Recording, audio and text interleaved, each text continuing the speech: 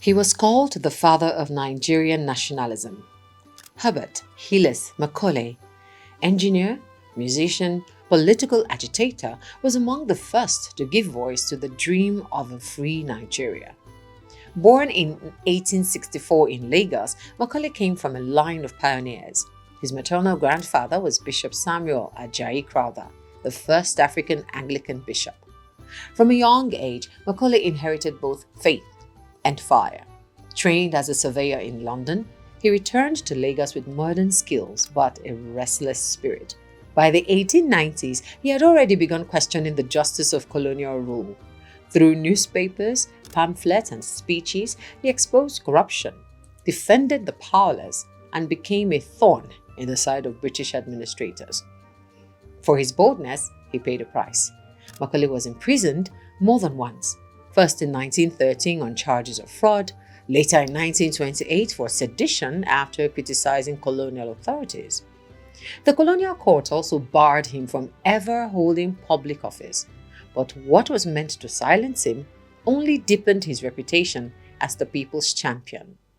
Every imprisonment, every restriction turned him into a symbol of defiance, a voice for those who could not speak. His gift was not just in protest, but also in organization. In 1923, he founded Nigeria's first political party, the Nigerian National Democratic Party, NNDP. It gave Lagosians a voice in the Legislative Council, pushing for African representation in a colonial system designed to exclude them. But Macaulay's influence extended far beyond politics. He played the violin with mastery. Trained in London's Trinity College of Music, he embraced both Western education and Yoruba spiritual traditions, embodying a cultural blend that defied colonial expectations. By the 1930s, Macaulay was already revered as the elder statesman of nationalism. Yet age did not still his voice. In 1944, at the age of 80, he co-founded the National Council of Nigeria and the Cameroon's NCNC alongside young leaders like Nnamdi Azikiwe. This was the first truly national political organization demanding not just reforms, but full independence from the British.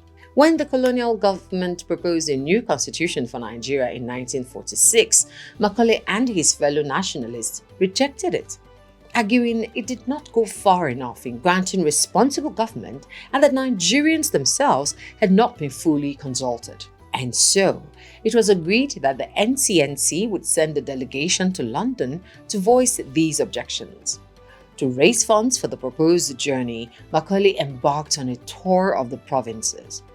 But in Kano, while addressing supporters, he suffered an acute attack of rheumatism.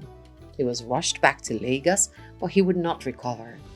On May 7, 1946, at the age of 81, Herbert Macaulay died. His last words to his comrades were, "Claire, after you have mourned me for a week, continue with the struggle." His funeral drew over 100,000 mourners. Markets shut down for 2 full days and Lagos stood still, honoring the man who had dared to imagine Nigeria free.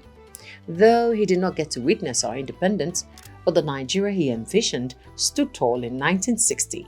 And to this day, every call for justice, every song of freedom carries his voice.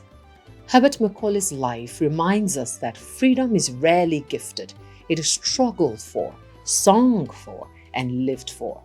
And though he rests in Ikoyi Cemetery, his legacy endures in every call for justice, in every dream of Nigeria yet to be fulfilled.